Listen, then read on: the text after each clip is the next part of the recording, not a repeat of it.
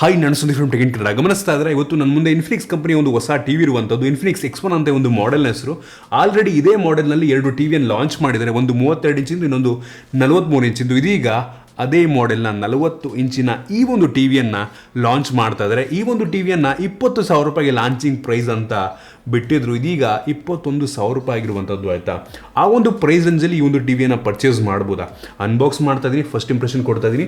ಚೆನ್ನಾಗಿಲ್ಲೋ ಈ ಒಂದು ಪ್ರೈಸಸಿಗೆ ಪರ್ಚೇಸ್ ಮಾಡ್ಬೋದು ಹೇಳ್ಕೊತೀವಿ. ಅದಕ್ಕಿಂತ ಮುಂಚೆ ನೀವು ನಮ್ಮ tech in Kannada YouTube channel subscribe ಮಾಡ್ಕೊಂಡಿಲ್ಲ, ಸಬ್ಸ್ಕ್ರೈಬ್ ಮಾಡೋದು ಬೆಲ್ ಐಕನ್ ಕೂಡ ಕ್ಲಿಕ್ ಮಾಡ್ಬೋದು. ಮೊದಲನೇದಾಗಿ ಈ ಒಂದು ಟಿವಿಯನ್ನು ಅನ್ಬಾಕ್ಸ್ ಮಾಡೋಣ. ಅನ್ಬಾಕ್ಸ್ ಮಾಡೋದಕ್ಕಿಂತ ಮುಂಚೆ ಈ ಒಂದು ಮಾಡೆಲ್ಗೂ ಮತ್ತು 32 ಇಂಚು 43 ಇಂಚಿನ ಮಾಡೆಲ್ಗೂ ಏನೂ ಮೇಜರ್ ಡಿಫ್ರೆನ್ಸ್ ಇಲ್ಲ. ಒಂದು ಡಿಸ್ಪ್ಲೇ ಸೈಜ್ ಬಿಟ್ಟರೆ ಉಳಿದ ಸ್ಪೆಸಿಫಿಕೇಷನ್ ಪ್ರತಿಯೊಂದು ಕೂಡ ಸೇಮ್ ಇರುವಂಥದ್ದು. ಸೊ ಇದೀಗ ಈ ಒಂದು ಟಿವಿಯನ್ನು ಅನ್ಬಾಕ್ಸ್ ಮಾಡೋಣ. ಈ ಒಂದು ಬಾಕ್ಸಲ್ಲಿ ಒಂದು ಟಿವಿಯ ಜೊತೆಗೆ ಒಂದು user manual, quick start guide ಮತ್ತು ವಾರಂಟಿ ಕಾರ್ಡ್ ಎಲ್ಲ ಇರುವಂಥದ್ದು. ಮತ್ತೊಂದು ರಿಮೋಟ್ನ ಕೊಟ್ಟಿದ್ದಾರೆ. ರಿಮೋಟ್ನ ಕ್ವಾಲಿಟಿ ಫಸ್ಟ್ ಲುಕ್ಕಲ್ಲಿ ತುಂಬ ಚೆನ್ನಾಗಿದೆ ಅಂತ ಅನ್ನಿಸ್ತದೆ. ಮತ್ತು ಬ್ಯಾಟ್ರಿನ ಕೂಡ ಕೊಟ್ಟಿದ್ದಾರೆ ಈ ಒಂದು ರಿಮೋಟಿಗೆ. ಮತ್ತು ಸ್ಕ್ರೂ ಇದೆ. ಸ್ಕ್ರೂ ಏನಕ್ಕಪ್ಪ ಅಂತ ಅಂದರೆ ಒಂದು ಟೇಬಲ್ ಮೌಂಟ್, ಯಾವುದೇ ವಾಲ್ ಮೌಂಟನ್ನು ಈ ಒಂದು ಬಾಕ್ಸ್ ಒಳಗೆ ನೀಡಿಲ್ಲ. ಬಡ್ಜೆಟ್ ಟಿ ವಿ ಅಲ್ವಾ, ಸೊ ಅದರಿಂದ ಬೆಲೆನ ಕಡಿಮೆ ಮಾಡೋದಕ್ಕೆ ಮೋಸ್ಟ್ಲಿ ವಾಲ್ ಮೌಂಟನ್ನು ನೀಡಿಲ್ಲ. ಬಟ್ ಟೇಬಲ್ ಮೌಂಟ್ ಇದೆ. ಮತ್ತು ಒಂದು AV ಕನ್ವರ್ಟರ್ ಇರುವಂಥದ್ದು, ಆಕ್ಸಿಂದ AV ಕನ್ವರ್ಟ್ರು. ಸೊ ಅದನ್ನು ಬಿಟ್ಟರೆ ಬೇರೆ ಒಂದು ಬಾಕ್ಸ್ಗಳು ನಿಮಗೆ ಸಿಗ್ತಾ ಇಲ್ಲ. ಓಕೆ, ಗಮನಿಸ್ತಾ ಇದ್ದರೆ ಒಂದು ಟಿವಿಯನ್ನು ಅನ್ಬಾಕ್ಸ್ ಮಾಡಿ ಸೆಟಪ್ ಎಲ್ಲ ಮಾಡಿದ್ದೀನಿ. ಒಂದು ಟಿವಿಯನ್ನು ಸೆಟಪ್ ಮಾಡುವಂಥದ್ದು ಅಷ್ಟೊಂದು ಸಿಂಪಲ್ ಅಂತ ಅನ್ನಿಸ್ಲಿಲ್ಲ. ಸೆಟಪ್ ಮಾಡಬೇಕಾದ್ರೆ ಫೋನ್ನ ಮುಖಾಂತರ, ಆ್ಯಂಡ್ರಾಯ್ಡ್ ಫೋನ್ನ ಮುಖಾಂತರ ಸೆಟಪ್ ಮಾಡೋದು ನನಗೆ ಆಪ್ಷನ್ ಕೊಡಲಿಲ್ಲ.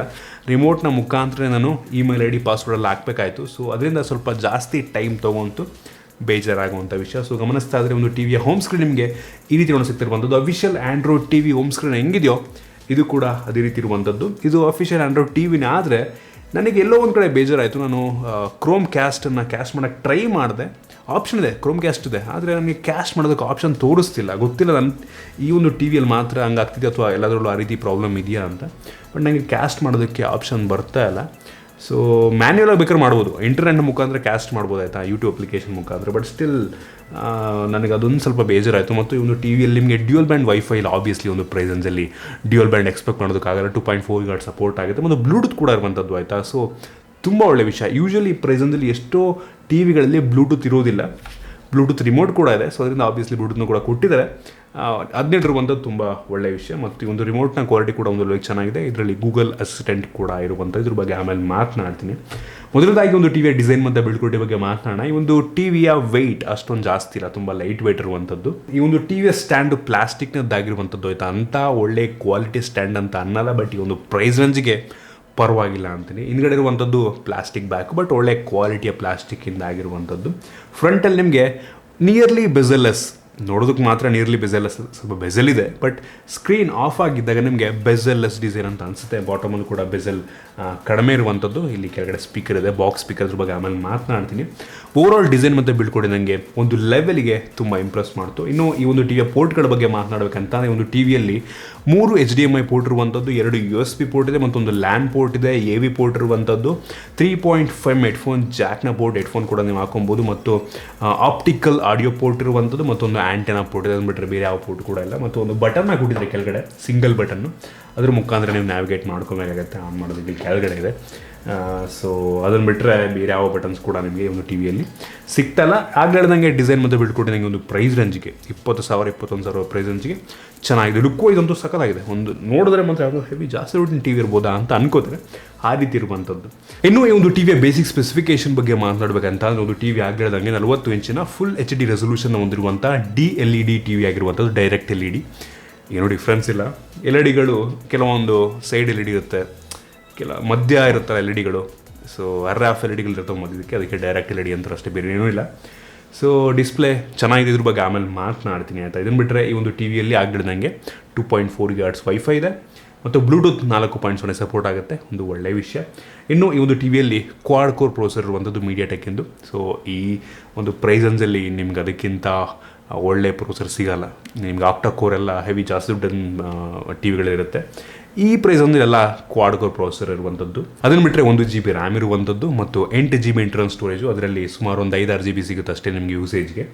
ಸಾಕು ಅನ್ಸುತ್ತೆ ನಂಗೆ ಅನಿಸ್ತಂಗೆ ಆಂಡ್ರಾಯ್ಡ್ ಟಿವಿಗೆಲ್ಲ. ಮತ್ತು ಈ ಒಂದು ಟಿವಿ ಆಂಡ್ರಾಯ್ಡ್ ಟಿವಿ ಆಗಿರೋದ್ರಿಂದ ಗೂಗಲ್ ಪ್ಲೇಸ್ಟೋರೆಲ್ಲ ಇರುವಂಥದ್ದು. ಸೊ ತುಂಬ ಅಪ್ಲಿಕೇಶನ್ ಎಲ್ಲ ಸಪೋರ್ಟ್ ಆಗುತ್ತೆ, ಗೇಮ್ಸ್ಗಳು ಸಪೋರ್ಟ್ ಆಗುತ್ತೆ. ಸೊ ಆರಾಮಾಗಿ ಪ್ರತಿಯೊಂದನ್ನು ಇನ್ಸ್ಟಾಲ್ ಮಾಡ್ಕೊಬೋದು. ಮತ್ತು ಲಾಂಚರ್ ಈ ಒಂದು ಹೋಮ್ ಸ್ಕ್ರೀನ್ ಇದೆ, ಇದು ಕೂಡ ಅಫಿಷಿಯಲ್ ಆಂಡ್ರಾಯ್ಡ್ ಟಿವಿ ರೀತಿಯಲ್ಲಿ ಇರುವಂಥದ್ದು. ಸೊ ತುಂಬ ಸಿಂಪಲ್ ಆಗಿದೆ ಮತ್ತು ಯೂಸರ್ ಫ್ರೆಂಡ್ಲಿ ಕೂಡ ಆಗಿರುವಂಥದ್ದು, ತುಂಬ ಕಾಂಪ್ಲಿಕೇಟ್ ಅಂತ ಅನಿಸಲ್ಲ. ಮತ್ತು ನಾನು ಯೂಸ್ ಮಾಡ್ದಂಗೆ ಸ್ಟಾರ್ಟಿಂಗ್ ಸ್ವಲ್ಪ ಸ್ಲೋ ಅನ್ನಿಸ್ತು ನನಗೆ, ಮೋಸ್ಟ್ಲಿ ನಾನು ಅಪ್ಡೇಟ್ ಆಗ್ತಾಯಿತ್ತು ಅಂತ ಬ್ಯಾಕ್ಗ್ರೌಂಡಲ್ಲಿ. ಸ್ವಲ್ಪ ಹೊತ್ತು ಯೂಸ್ ಮಾಡಾದಮೇಲೆ ಈ ಒಂದು UI ತುಂಬ ಸ್ಮೂತಾಗಿದೆ, ಈಗ ತುಂಬ ಸ್ಮೂತಾಗಿ ಕೆಲಸವನ್ನು ಮಾಡ್ತಿರುವಂಥದ್ದು. ಸೊ ಸ್ಟಾರ್ಟಿಂಗ್ ಮಾತ್ರ ಏನು ಇಷ್ಟೊಂದು ಸ್ಲೋ ಆಗಿದೆ ಅಂತ ಅನ್ನಿಸ್ತಾ ಇತ್ತು, ಬಟ್ ಯೂಸ್ ಮಾಡ್ತಾ ಈಗಂತೂ ತುಂಬ ಫಾಸ್ಟಾಗಿ ಕೆಲಸವನ್ನು ಮಾಡ್ತಾಯಿದೆ. ಸೊ ನನಗೆ ಸದ್ಯಕ್ಕಂತೂ ಏನು ತೊಂದರೆ ಇದೆ ಅಂತ ಅನ್ನಿಸ್ತಾ ಇಲ್ಲ. ಅದನ್ನು ಬಿಟ್ಟರೆ ಈ ಒಂದು ಟಿ ವಿಯಲ್ಲಿ ಆಲ್ಮೋಸ್ಟ್ ಪ್ರತಿಯೊಂದು ಅಪ್ಲಿಕೇಶನ್ಗಳು ಸಪೋರ್ಟ್ ಆಗುತ್ತೆ. Obviously Google play services, Play Store ಅದರಿಂದ ಬೇಜಾನ್ application, Netflix, Prime, Hotstar, almost ಎಲ್ಲ ಅಪ್ಲಿಕೇಶನ್ ಕೂಡ ಸಪೋರ್ಟ್ ಆಗುತ್ತೆ. ಇನ್ನು ಡೈರೆಕ್ಟಾಗಿ ಒಂದು ರಿಮೋಟಿಗೆ ಬಂತು ಅಂತ ಅಂದರೆ ಒಂದು ರೀತಿ ಫುಲ್ಲಿ ಬಟನ್ಸ್ಗಳನ್ನು ಹೊಂದಿರುವಂಥ ರಿಮೋಟು, ನಂಬರ್ ಬಟನ್ನು ಪ್ರತಿಯೊಂದು ಕೂಡ ಇದೆ. 2 ಡೆಡಿಕೇಟೆಡ್ ಬಟನ್ ಇದೆ ಆಯಿತಾ, ನೆಟ್ಫ್ಲಿಕ್ಸ್ಗೆ, ಯೂಟ್ಯೂಬ್ಗೆ. ಸೊ ಚೆನ್ನಾಗಿದೆ ರಿಮೋಟ್ನ ಕ್ವಾಲಿಟಿ, ನನಗೆ ಪರವಾಗಿಲ್ಲ ಅಂತ ಅನ್ನಿಸ್ತು. ಮತ್ತು ಆಗಲೇ ಹೇಳಿದಂಗೆ ಗೂಗಲ್ ಅಸಿಸ್ಟೆಂಟ್ ಕೂಡ ಸಪೋರ್ಟ್ ಆಗುತ್ತೆ. ಇಲ್ಲಿ ಆರಾಮಾಗಿ ಟ್ರಿಗರ್ ಮಾಡ್ಬೋದು. ಮತ್ತು LED ಕೂಡ ಕೊಟ್ಟಿದ್ದಾರೆ ಒಂದು. ಸೊ ಅದನ್ನು ಪ್ರೆಸ್ ಮಾಡಿದ್ರೆ ಒಂದು LED ಆನ್ ಆಗುತ್ತೆ. ಸೊ ಅಸಿಸ್ಟೆಂಟ್ ಓಪನ್ ಆಗುತ್ತೆ. ಸೊ ಈ ರೀತಿ ರಿಮೋಟ್ ನನಗೆ ಇಷ್ಟ ಆಯಿತು, ಪರವಾಗಿಲ್ಲ, ಚೆನ್ನಾಗಿದೆ ಬ್ಲೂಟೂತ್ ರಿಮೋಟು. ಇದಿಷ್ಟು ಈ ಒಂದು ಟಿ ವಿಯ ಮೇನ್ ಸ್ಪೆಸಿಫಿಕೇಷನ್ನು ಮತ್ತು ಫೀಚರು. ಇನ್ನು ಡೈರೆಕ್ಟಾಗಿ ಒಂದು ಟಿ ವಿಯ ಪಿಕ್ಚರ್ ಕ್ವಾಲಿಟಿ ಮತ್ತು ಸೌಂಡ್ ಬಗ್ಗೆ ಮಾತನಾಡಬೇಕಂತಂದರೆ, ಪಿಕ್ಚರ್ ಕ್ವಾಲಿಟಿ ನನಗೆ ಇಂಪ್ರೆಸ್ ಮಾಡ್ತು. ನನಗೆ ಈ ಪ್ರೈಸೆನ್ಸಿಗೆ ಇಷ್ಟು ಒಳ್ಳೆ ಕ್ವಾಲಿಟಿನ ಎಕ್ಸ್ಪೆಕ್ಟ್ ಮಾಡಿರಲಿಲ್ಲ. ಕಲರ್ಸ್ ಎಲ್ಲ ತುಂಬ ಚೆನ್ನಾಗಿದೆ, ಎದ್ದು ಕಾಣುತ್ತೆ. ಕಲರ್ ಕಾಂಟ್ರಾಸ್ಟ್ ಎಲ್ಲ ತುಂಬ ಚೆನ್ನಾಗಿರುವಂಥದ್ದು. ಕಲರ್ ಗಾಮೆಟ್ಸ್ ಇಷ್ಟ ಆಯ್ತು ನನಗೆ ಆಯಿತಾ. ಒಂದು ರೀತಿ ನನ್ನ ವೀಡಿಯೋ ನೋಡ್ತಿರ್ಬೇಕಾದ್ರೆ ಕಲರ್ಸಲ್ಲಿ ಎದ್ದೇ ತೋರಿಸುತ್ತೆ ಆಯಿತಾ, ತುಂಬ ಓವರಾಗಿ ತೋರಿಸುತ್ತೆ, ಓವರ್ ಸ್ಯಾಚುರೇಟ್ ರೀತಿ ಕಾಣುತ್ತೆ. ಬಟ್ ಅದೇ ಕೆಲವೊಂದು ಟೈಮು ತುಂಬ ಚೆನ್ನಾಗಿ ಕಾಣುತ್ತೆ. ಯೂಟ್ಯೂಬಲ್ಲಿ ಕೆಲವೊಂದು ವೀಡಿಯೋಗಳು ನನಗೆ ತುಂಬ ಇಂಪ್ರೆಸಿವ್ ಅನ್ನಿಸ್ತು. ಬ್ಲ್ಯಾಕ್ಸ್ ಒಂದು ಲೆವೆಲ್ಗೆ ತುಂಬ ಚೆನ್ನಾಗಿ ಡೀಪ್ ಬ್ಲ್ಯಾಕ್ ಥರ ಕಾಣುತ್ತೆ. ಸೊ ಇಷ್ಟು ಒಳ್ಳೆ ಕ್ವಾಲಿಟಿ ಎಕ್ಸ್ಪೆಕ್ಟ್ ಮಾಡಿರಲಿಲ್ಲ. ಈ ಪ್ರೈಸ್ದಲ್ಲಿ ನನಗೆ ಅನ್ನಿಸ್ತಂಗೆ ಒನ್ ಆಫ್ ದ ಬೆಸ್ಟ್ ಅಂತ ಅನ್ಬೋದು. 20,000 ಪ್ರೈಸಲ್ಲಿ one of the best display ಅಂತ ಅನ್ನಿಸ್ಬೋದು. ಸೌಂಡ್ ಕ್ವಾಲಿಟಿನೂ ಕೂಡ ಅಷ್ಟೇ, 24 ವ್ಯಾಟ್ನ ಸ್ಪೀಕರು, ಅದಕ್ಕಿಂತ ನಾವು ಜಾಸ್ತಿ ಎಕ್ಸ್ಪೆಕ್ಟ್ ಮಾಡೋದಕ್ಕಾಗಲ್ಲ. ಸೊ ಸ್ಪೀಕರ್ ಚೆನ್ನಾಗಿದೆ. ಇದು ಡಾಲ್ಬಿ ಎಲ್ಲ ಸಪೋರ್ಟ್ ಮಾಡುತ್ತೆ, ಡಾಲ್ಬಿ ಆಡಿಯೋನ ಆಯಿತಾ, ಆಬ್ವಿಯಸ್ಲಿ ಡಿಕೋಡ್ ಮಾಡುತ್ತೆ ಅಷ್ಟೇ. ಅಟ್ಮೋಸ್, ವಿಷನ್ ಎಲ್ಲ ಎಕ್ಸ್ಪೆಕ್ಟ್ ಮಾಡೋದಕ್ಕೆ ಹೋಗ್ಬಿಡಿ, ಆ ಲೆವೆಲ್ಗೆಲ್ಲ ಇಲ್ಲ ಇದು. ಪಿಕ್ಚರ್ ಕ್ವಾಲಿಟಿ ಇಷ್ಟ ಆಯಿತು, ಸೌಂಡ್ ಕ್ವಾಲಿಟಿ ಕೂಡ ಇಷ್ಟ ಆಯಿತು ನನಗೆ. ನೀವು ಕೇಳ್ಬೋದು ಈ ಒಂದು ಟಿ ವಿಯನ್ನು 20,000 21,000 ಪರ್ಚೇಸ್ ಮಾಡ್ಬೋದು ಅಂತ. ನಾನಂತೀನಿ ರೀಸೆಂಟ್ ಡೇಸಲ್ಲಿ ಟಿ ವಿಯ ಬೆಲೆ ಸ್ವಲ್ಪ ಜಾಸ್ತಿ ಆಗಿರುವಂಥದ್ದು. ಮುಂಚೆ 22-23 ಸಾವಿರ ರೂಪಾಯಿಗೆ ಸಿಗ್ತಿದ್ದಂಥ ಟಿ ವಿಗಳು ಈಗ 27-28 ಸಾವಿರ ರೂಪಾಯಿಗೆ ಸೇಲ್ ಮಾಡ್ತವ್ರೆ. ಸೊ 40 ಇಂಚಿಂದು 21,000. ನೀವು ಬೇರೆ ಬ್ರ್ಯಾಂಡ್ಗಳು ತೊಗೊಳ್ತೀನಿ ಅಂತಂದರೆ 23-24 ಆಗುತ್ತೆ. MI ಎಲ್ಲ ತೊಗೋತೀನಿ ಅಂತ ಅಂದರೆ. ಸೊ ನನಗೆ ಅನಿಸಿದ್ದೇನಪ್ಪ ಅಂತಂದರೆ, ಇನ್ಫಿನಿಕ್ಸ್ ಟಿ ವಿಯನ್ನು ನನಗೆ ಒಂದು ಸ್ವಲ್ಪ ಒಂದು ನಂಬಿಕೆ ಬರ್ತಲ್ಲ ನನಗೆ, ತಗೊಂಡು ನಾನು ನಿಮಗೆ ಸಜೆಸ್ಟ್ ಮಾಡ್ಬೋದು ಅನ್ನೋ ಒಂದು ನಂಬಿಕೆ ಬರ್ತಿಲ್ಲ ಆಯಿತಾ. ನಾನು ಹೇಳ್ಬೋದಾಯ್ತಾ, ಬಟ್ ಸ್ಟಿಲ್ ನನಗೆ ಕೆಲವೊಂದು ತೊಂದರೆಗಳು ಕಾಣಿಸ್ತು. ಸೊ ನಾನು ನಿಮಗೆ ಸಜೆಸ್ಟ್ ಮಾಡಿ ತೊಗೊಳ್ಳಿ ಅಂದ್ಬಿಟ್ಟು ಆಮೇಲೆ ಏನಾದ್ರು ಪ್ರಾಬ್ಲಮ್ ಆಯಿತು ಅಂದರೆ ನನಗೆ ಬೈಕೋತೀರ. ಸೊ ಅದರಿಂದ ನನಗೆ ಆ ಒಂದು ನಂಬಿಕೆ, ನಾನು ನಿಮಗೆ ಸಜೆಸ್ಟ್ ಮಾಡೋಷ್ಟು ನಂಬಿಕೆ ನನಗೆ ಒಂದು ಟಿ ವಿಯಲ್ಲಿ ಬರ್ತಿಲ್ಲ. ಲಾಸ್ಟ್ ಟೈಮ್ ಒಂದು ಟಿ ವಿಯನ್ನು ಕಳಿಸಿದ್ರು 43 ಇಂಚಿಂದು, ಅದು ನನಗೆ ಇಷ್ಟ ಆಗಿತ್ತು. ನನಗೆಲ್ಲೂ ಕೂಡ ಆ ರೀತಿ ತೊಂದರೆ ಕೊಡಲಿಲ್ಲ. ಬಟ್ ಇದು ಯಾಕೋ ಒಂದು ಸ್ವಲ್ಪ ನನಗೆಲ್ಲೋ ಒಂದು ಕಡೆ ಏನಂತಾರೆ, ಏನೋ ತಡೀತಾ ಇದೆ ಒಳಗಡೆ ನನಗೆ ಆಯಿತಾ. ಸೊ ಅದರಿಂದ ಯೋಚನೆ ಮಾಡಿ, ನಿಮಗೆ ಬೆಲೆ ಕಡಿಮೆ ಇದೆ, ಬೆಲೆಗೆ 21,000 ರೂಪಾಯಿಗೆ ಸಕ್ಕತ್ತಾಗಿದೆ ಟಿ ವಿ ಸ್ಪೆಸಿಫಿಕೇಷನ್ ಪ್ರತಿಯೊಂದು ಕೂಡ. ಬಟ್ ಎಲ್ಲೋ ಒಂದು ಕಡೆ ನನಗೆ ತಡಿತಾ ಇದೆ, ಇದನ್ನು ಏನೋ ಸರಿ ಇಲ್ವಲ್ಲ, ಏನೋ ಇದಿಲ್ವಲ್ಲ ಅಂತ ಅನ್ನಿಸ್ತದೆ ಮನಸ್ಸಲ್ಲಿ. ಸೊ ಅದರಿಂದ ಹೇಳ್ತಾ ಇದ್ದೀನಿ, ಚೆನ್ನಾಗಿದೆ, ಬಟ್ ಸ್ಟಿಲ್ ಯೋಚನೆ ಮಾಡಿ. ಬೇಕೇ ಬೇಕು ಅಂತ ತೊಗೊಬೋದು. ಬೇಕಾದ್ರೆ ನೀವೇನಾದರೂ ಆಫ್ಲೈನ್ ಶೋರೂಮಲ್ಲಿ ಒಂದು ಸಲ ಯೂಸ್ ಮಾಡಿ ಸ್ಯಾಟಿಸ್ಫೈ ಆಯಿತು ಅಂದರೆ ತೊಗೊಳ್ಳಿ ಆಯಿತಾ. ಸೊ ನಿಮಗೆ ಈ ಒಂದು ವಿಡಿಯೋ ಯೂಸ್ಫುಲ್ ಆಗಿದ್ದು, ಇಷ್ಟ ಆಯಿತು ಅಂತ ಗೊತ್ತೀನಿ. ಇಷ್ಟ ಆಗಿಬಿಟ್ಟು ಲೈಕ್ ಮಾಡಿ, ಶೇರ್ ಮಾಡಿದ ರೀತಿ ನಮ್ಮ ಬೇರೆ ವಿಡಿಯೋ ನಮ್ಮ ಟೆಕ್ ಇನ್ ಕನ್ನಡ ಯೂಟ್ಯೂಬ್ನ ಸಬ್ಸ್ಕ್ರೈಬ್ ಮಾಡ್ಕೊಂಡಿಲ್ಲ, ಸಬ್ಸ್ಕ್ರೈಬ್ ಮಾಡೋದು ಬೆಲ್ ಐಕಾನ್ ಕೂಡ ಕ್ಲಿಕ್ ಮಾಡ್ಬೋದು. ಸಿಗೋಣ ಮುಂದೆ.